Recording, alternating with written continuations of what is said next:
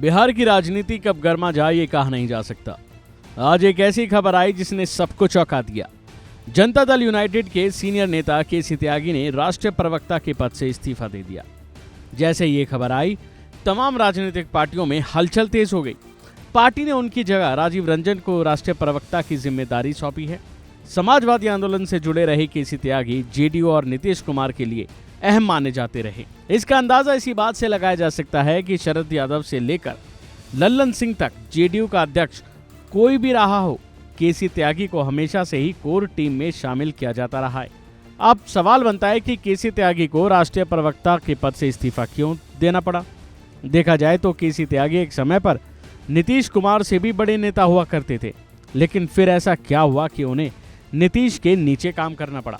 आइए डालते हैं इतिहास पर एक नजर। जानकारी के मुताबिक जनता दल यूनाइटेड केसी त्यागी ने समाजवाद की विचारधारा के साथ राजनीतिक पारी को आगे बढ़ाया था। वो साल 1974 था जिसमें चौधरी चरण सिंह की लोकदल पार्टी में ऊंचे पद पर वो रहे।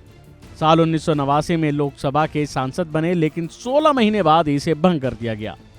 इससे पहले उन्होंने इमरजेंसी के दौर में समाजवादी नेता जॉर्ज फर्नांडिस के साथ इमरजेंसी का विरोध किया। 1977 में इमरजेंसी हटी और त्यागी का कद काफी बढ़ने लगा। तब उन्हें नीतीश कुमार से भी बड़ा नेता माना जाने लगा। उस दौर में त्यागी और शरद यादव एक कद के ही नेता हुआ करते थे, लेकिन फिर अचानक उनका ग्राफ नीचे गिरने लगा। इसका सबसे बड़ा कारण बताया जाता है मंडल कमीशन का लागू होना। जी हाँ, ये बात 1989 की है। त्यागी अगड़ी जाति से थे जबकि शरद यादव पिछड़ी जाति से थे। मंडल पॉलिटिक्स में त्यागी का पॉलिटिक्स ग्राफ नीचे गया और शरद यादव दिनों दिन आगे बढ़ते रहे। फिर भी त्यागी और यादव के रिश्ते बने रहे। केसी त्यागी अगड़ी जाति के नेता होकर भी बैकवर्ड कास्ट की पॉलिटिक्स करने वाली पार्टियों से जुड़े थे। इसी कारण उनका राजनीति में कद और नहीं बढ़ सका। देखा जाए तो केसी त्यागी की दोस्ती भी उन्हीं नेताओं से थी जो पिछड़ी जाति से आते हों, फिर चाहे वो पूर्व पीएम चौधरी चरण सिंह हो या फिर सपा के संस्थापक मुलायम सिंह यादव। मुलायम सिंह यादव के पहले सीएम काल में त्यागी बेहद ताकतवर थे। वो सपा के सदस्य नहीं थे, फिर भी राजधानी में उनकी तूती बोलती थी। हालांकि मुलायम के साथ ज्यादा दिन नहीं रहे। उन्होंने अपना सियासी भविष्य नीतीश कुमार और शरद यादव के साथ ही ज्यादा सुरक्षित पाया।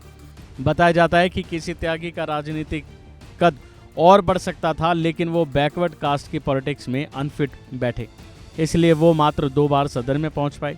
पहली बार 1989 लोकसभा चुनाव में और फिर साल 2013 में उन्हें 3 साल के लिए राज्यसभा भेजा।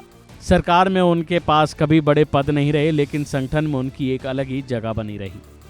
अभी के लिए फिलहाल इतना ही। बने रहिए वन इंडिया हिंदी के साथ।